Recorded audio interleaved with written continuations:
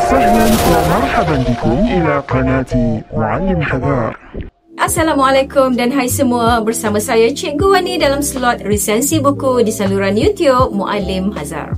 Hari ini kita akan menyelusuri satu naskah inspirasi berjudul Pengaruh Dalam Hidup, karya dua orang penulis berpengalaman iaitu Saudara Zamri Muhammad dan Saudara Firdaus Hamsin. Dari luar, buku ini nampak sederhana, tapi isi dalamnya sangat membuka mata. Ia membicarakan tentang pengaruh, bukan sekadar kuasa untuk memimpin, tapi kuasa yang membentuk diri, membina jaringan dan menentukan arah hidup kita.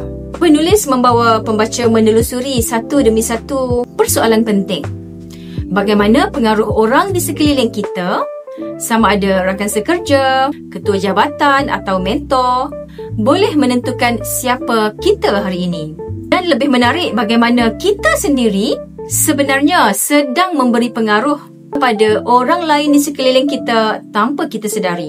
Setiap bab ditulis dalam gaya bahasa yang mudah namun masih senang untuk dihadam. Buku ini bukan sekadar teori motivasi tetapi panduan praktikal tentang bagaimana membina kredibiliti, komunikasi dan kepercayaan dalam kerjaya.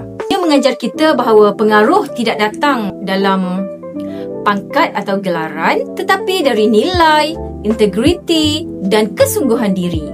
Saya suka bagaimana buku ini boleh menjadikan pembaca lebih sedar bahawa kejayaan bukan usaha bersendirian.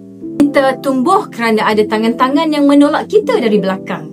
Dan kita sendiri juga perlu menjadi tangan-tangan yang mampu mengangkat insan lain. Gaya bahasanya tenang, ilustrasi yang ringkas namun sangat simbolik. Gunung dan pendaki pada kulit buku ini menggambarkan perjalanan hidup yang penuh cabaran. Dan setiap langkah kecil yang kita ambil sebenarnya sedang meninggalkan jejak pengaruh buat orang lain. Jadi, kalau anda sedang mencari bahan bacaan yang mampu menyuntik minat dan semangat untuk melangkah dalam dunia kerjaya, Pengaruh Dalam Hidup adalah pilihan yang terbaik untuk anda. Sekian dulu resensi buku saya untuk kali ini. Hingga kita berjumpa lagi dalam video seterusnya. Jangan lupa klik like, share dan subscribe untuk lebih banyak resensi buku yang bermanfaat hanya di saluran YouTube Muallim Hazar. Sekian dulu. Assalamualaikum warahmatullahi wabarakatuh. Muallim Hazar, inspirasi kita semua. Ilmu di semai cahaya menyinar. Di layar YouTube membawa hikmah. Setiap video membawa sinar.